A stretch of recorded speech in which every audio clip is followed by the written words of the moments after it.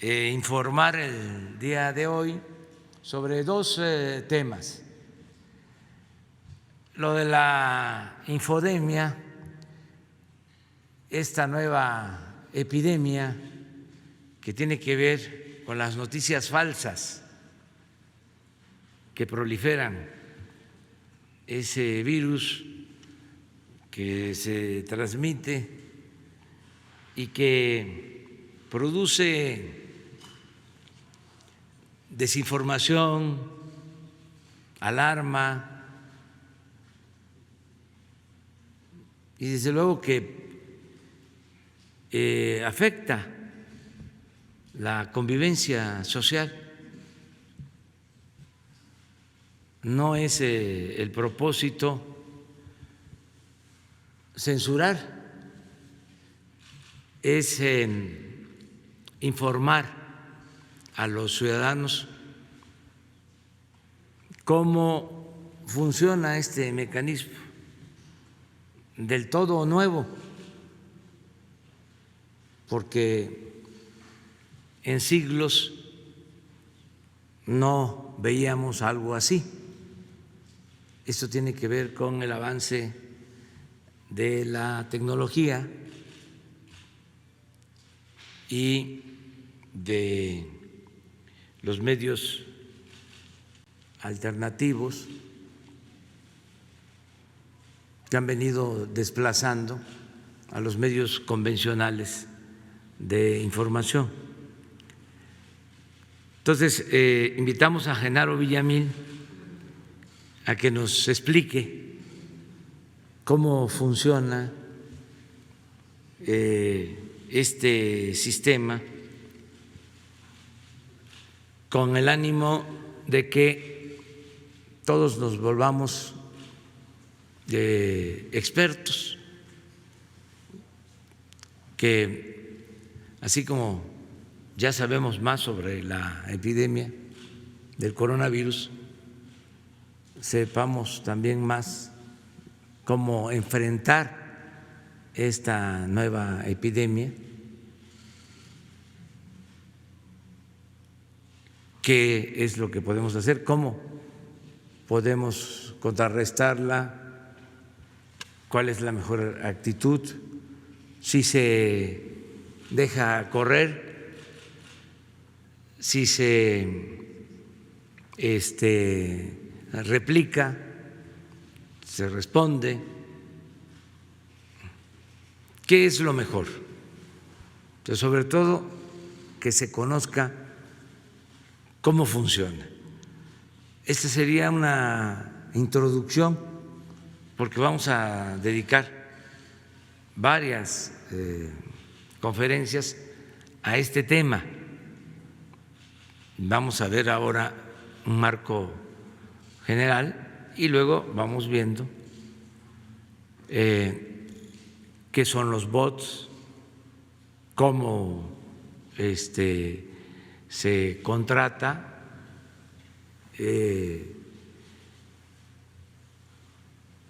este servicio, quién ofrece este servicio, cómo funciona. Se llama automatizar, así le llama Twitter. Es decir, automatizar significa que participan equipos, computadoras, reproductoras, robots.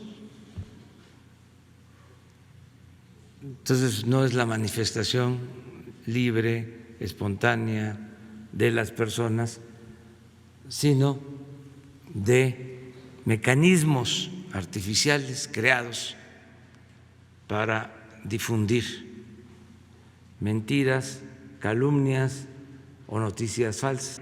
Genaro Villamil, para tratar lo de esta pandemia.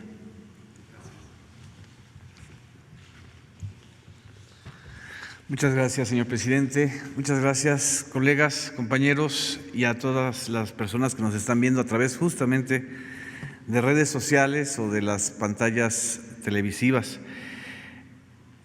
Estamos frente a tres rostros de una epidemia que tiene impactos en el lado sanitario y de salud, que esto cotidianamente se informa, en el lado económico, que es donde también se está informando y tomando medidas, pero esta parte que es la parte mediática y la parte de impacto social más fuerte es la que generalmente no se aborda o consideramos que es algo normal en esta nueva era de las redes sociales y de las redes digitales.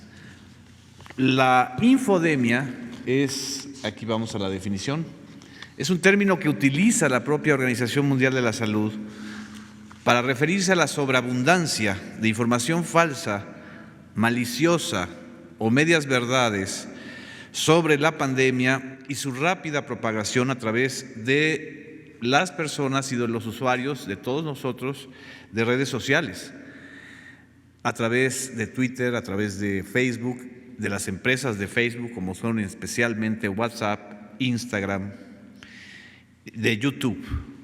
Lo que ahora estamos observando es que sí hay ganadores en esta pandemia, desgraciadamente. Y los ganadores son estas plataformas, justamente.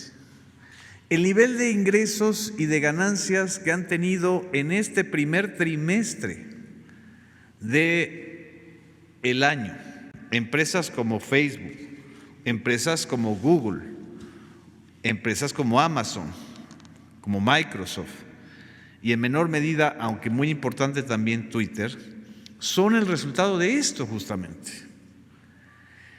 Facebook tan solo en el primer trimestre de este año tuvo ganancias superiores a lo que los mexicanos residentes en Estados Unidos mandaron a México en remesas.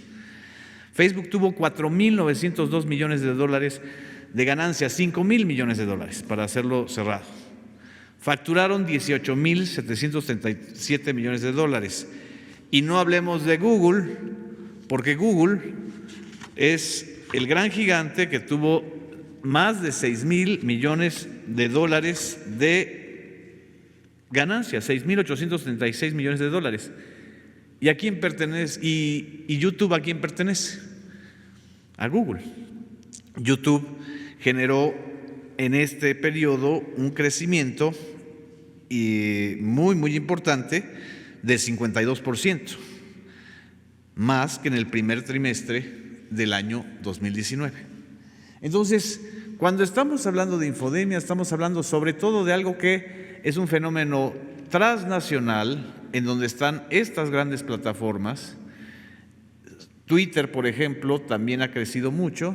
Twitter ha tenido un incremento de los usuarios de 152 a 166 millones de usuarios en todo el mundo. Y en Twitter, sobre todo, lo que ha habido es una intensificación de la diseminación de versiones falsas y de versiones incluso hasta alteradas de videos que se truquean para dar la impresión exactamente inversa de lo que está sucediendo. Pasamos al segundo punto. El objetivo de la infodemia no es solo un problema de contenidos falsos, exagerados o de medias verdades, que también nosotros como periodistas o como ciudadanos a veces las tomamos al pie juntillas y la usamos de base informativa. El desafío principal es la rápida transmisión de esto. Es exactamente igual que el coronavirus. Tiene una alta tasa de transmisión y de proliferación porque la transmisión en las redes sociales tiene que ver con algo que es lo que yo creo que los ciudadanos debemos empezar a conocer: el poder del algoritmo.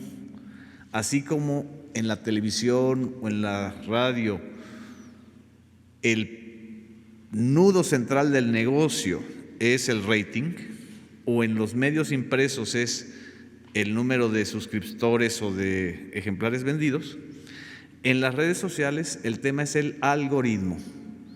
Es la fórmula secreta que hace que a nosotros nos llegue determinado contenido en Twitter, en Facebook, en YouTube, y que tiene que ver con nuestros datos personales. El gran negocio en este tiempo y sobre todo en estos meses, en donde todos hemos estado en confinamiento o usando hasta 50 o 60% más las redes sociales, son nuestros datos. Nuestros datos. No solamente los datos personales, sino los datos que nosotros generamos cuando estamos usando estas redes sociales, ¿no? Ya sea nuestros miedos, nuestras angustias, nuestras preferencias, nuestras alegrías, pero sobre todo nuestros miedos. Entonces, este uso del algoritmo es lo que está también potenciando la infodemia, porque en el caso del Facebook es el número de interacciones, por ejemplo, o en el caso de Twitter es el número de interacciones más a quienes les das like o a quienes retuiteas o qué posición política tienes, ¿no? Pero en estos momentos la infodemia más delicada, más importante, es la que está ocurriendo a través de WhatsApp. La infodemia ha bajado un poco, no tanto, en Twitter, porque los promotores de noticias falsas están como medio acalambrados, ¿no? Algo sucedió que en la última semana como que se medio acalambraron. No sé si tenga algo que ver el tema de Genaro García Luna con eso. Pero en WhatsApp se ha intensificado a raíz de la tercera fase de la epidemia la circulación de audios y de videos alterados, truqueados, que tienen como objetivo generar desconfianza social, generar miedo, sobre todo en los sectores más populares, en los sectores que no tienen acceso luego a contrastar la información.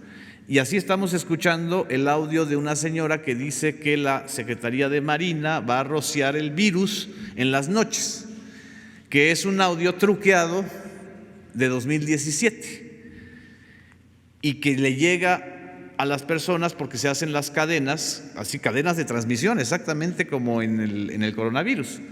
Se hacen las cadenas de transmisión a través del WhatsApp. ¿Qué es lo que hay que hacer? Cortar la cadena. Lo que hay que decirle a los ciudadanos es que no compartan ese tipo de audios, ni de videos, ni de mensajes, por más que se los haya mandado su comadre, su compadre, su amigo, su colega, porque eso lo que está generando es mucho más miedo y mucha más dependencia que el propio coronavirus. Vamos al tercer punto. Por eso es importante cortar esa cadena de mensajes, incluyendo también los mensajes exagerados o negativos en Twitter, porque la infodemia, es decir, la epidemia de noticias falsas o medias verdades, lo que genera son percepciones negativas, pánico, desconfianza social, vulnerabilidad y prejuicios que criminalizan a las personas que viven o atienden el coronavirus. Los ataques a las enfermeras, a los enfermeros, a los médicos, al personal sanitario, no es un asunto casual. Tiene que ver con la infodemia, tiene que ver con esta estrategia de criminalizar, señalar o alimentar los prejuicios para que la responsabilidad del coronavirus sea de un ente profesional o de alguien, ¿no? Esto es muy preocupante y por eso a la Organización Mundial de la Salud le ha preocupado tanto este asunto. Cuarto punto, también la infodemia lo que potencia son las teorías de la conspiración. Y también ustedes habrán escuchado en en YouTube o en Facebook o en Twitter incluso, las teorías de conspiración más locas, ¿no? Desde que es un asunto de los judíos capitalistas de Nueva York hasta que es el producto de un laboratorio chino o que se inoculó desde Estados Unidos para entonces molestar a China. Esto, que es común, se vuelve todavía más peligroso cuando la difusión de estas versiones es todavía más rápida. En la infodemia, la réplica o la difusión de esta información es hasta 4 o 5 veces mayor que en tiempos normales, y eso obviamente todos lo estamos viviendo todos los días. Porque pasamos al punto 5, porque el negocio ahora, el negocio de los que hacen la infodemia es intoxicar las redes sociales, ¿sí? Y la intoxicación, como en un paralelismo con el tema de las adicciones a las drogas, lo que te genera es lo que algunos llaman la dopamina digital. Es decir, si nosotros escuchamos, vemos y compartimos información negativa, hay un efecto emocional en nosotros que nos hace adictivos a eso, como también nos podemos hacer adictivos a los memes o a las burlas. Este asunto es todavía más perverso porque se trata de enganchar a la gente, ¿sí? Aunque sean absolutamente ridículas, increíbles las versiones, el tema es que se viralice, que se comparta de manera mucho más rápida. Y el último punto, no es que nosotros, como colegas periodistas o como comunicadores, estemos exentos de la infodemia porque eso nada más le da a las personas que no saben o que son ignorantes. No, la infodemia nos afecta a todos, porque la rápida transmisión de la información falsa genera miedo, desconfianza, polarización, en lugar de generar solidaridad, empatía y una acción social más contundente. Y termino solo para comentar esto. El negocio, acuérdense, los que nos están viendo y escuchando, que en las redes sociales, cuando algo es gratis, quiere decir que el negocio somos nosotros, nuestros datos. El negocio en estos tiempos de las redes digitales es que nosotros estemos enganchados a ellas, ¿sí? ¿Y qué hacer? La gran pregunta, ¿qué hacer frente a esto? En primer lugar, conocer el fenómeno. En segundo lugar, cortar la cadena de transmisión de mensajes, noticias falsas, audios, videos, porque si no cortamos esa cadena, la epidemia de la información falsa es todavía más delicada. Nada más termino con este ejemplo. Qué casualidad que ahora en la tercera fase de la pandemia del coronavirus en México, que es la fase hospitalaria, ahora justamente el tipo de información que está circulando para generar desconfianza tiene que ver con hospitales del Seguro Social o del ISSSTE en determinados municipios que son altamente vulnerables, como Ecatepec, como Iztapalapa, como Tijuana, etcétera. En fin, es para darles el marco de lo que estamos ahorita enfrentando, y creo que es responsabilidad de todos, de los medios privados, de los medios públicos, por supuesto. En los medios públicos hemos estado curando las noticias falsas, señalándolas a través del noticiario de Canal 11, de un programa especial en el Canal 22, de una constante labor de señalar y de informar en el Canal 14, incluso en un programa en Facebook. Hay que actuar en esas plataformas, es decir, exactamente en Facebook, y, por supuesto, en el IMER y en Radio Educación. Muchas gracias.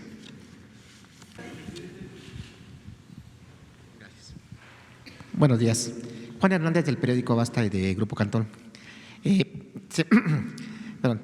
Serían dos preguntas. La primera, referente precisamente a esta situación de la infodemia. Si ustedes han detectado campañas precisamente de ataques a la Cuarta Transformación desde el inicio de su gobierno, ¿cuántas han sido?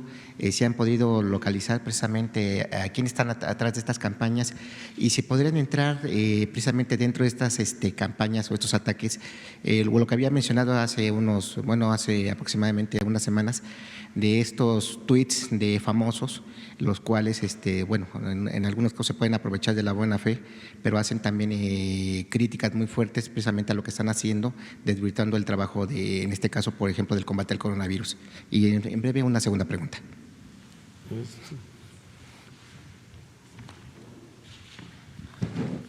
Que si hay campañas en Twitter o en redes en contra de la Cuarta Transformación, bueno, eso es muy obvio. ¿Cuántas? Bueno, ¿cuántas? Hay muchísimas. La contabilización no creo que nos corresponda a nosotros, pero lo que sí corresponde, creo yo, es que lo que pasa es que puede ser desde una información falsa hasta una coordinación automatizada de cuentas, más de 400 cuentas. Hay más de 400 cuentas vinculadas a un solo nodo de interés. Lo que aquí creo que importa mucho es que Twitter, la empresa Twitter, haga transparente no solamente los ingresos que tenga, sino que señale al usuario, o que nos señale a los usuarios, así como verifica cuentas con esa palomita, que también pusiera algún distintivo en donde se señale que esa información o esas cuentas están coordinadas y pagadas. Es como la gacetilla, como cuando hablábamos de la gacetilla en la prensa, que se distinguiera la gacetilla con un recuadro, o en el caso de la televisión, que se distinguiera cuando era evidentemente una entrevista pagada o una promocional pagada, ¿no? Los infomerciales políticos, de los cuales fue muy famoso el periodo de Peña Nieto. En el caso ahora de las redes, el tema es que se distinga cuando se trata de una posición y de una campaña pagada. Pero también creo que es importante convocar al Instituto Nacional Electoral, al INE, para que audite y revise las cuentas de los partidos políticos, de quienes aspiran a fundar partidos políticos, de agrupaciones políticas nacionales y de políticos como gobernadores o legisladores que destinen recursos públicos a redes sociales. Ahí está el tema de Facebook, por ejemplo, en la campaña del 2018, que fue también muy importante, y está todo el tema también del gasto en YouTube y en Twitter. ¿Cuántas? No es mi papel ser el fiscalizador de esas campañas. Yo más bien creo que hay que convocar a las empresas y a las autoridades electorales a que se haga un ejercicio de transparencia en este tema, ¿no? ¿Ustedes han hecho algún ejercicio de un aproximado de cuánto se han invertido, en este caso los adversarios de la 4T, precisamente en estas campañas? O sea, ¿algún ejercicio, algún estimado? Pues estábamos hablando incluso que hay… El problema es que todo esto se maneja en la opacidad, es decir, es dinero que no está fiscalizado públicamente y no está transparentado. Entonces, creo que hay que hablar con pruebas, ¿no?, en la mano y con cálculos para no equivocarnos, ¿no? ¿Sí? Gracias.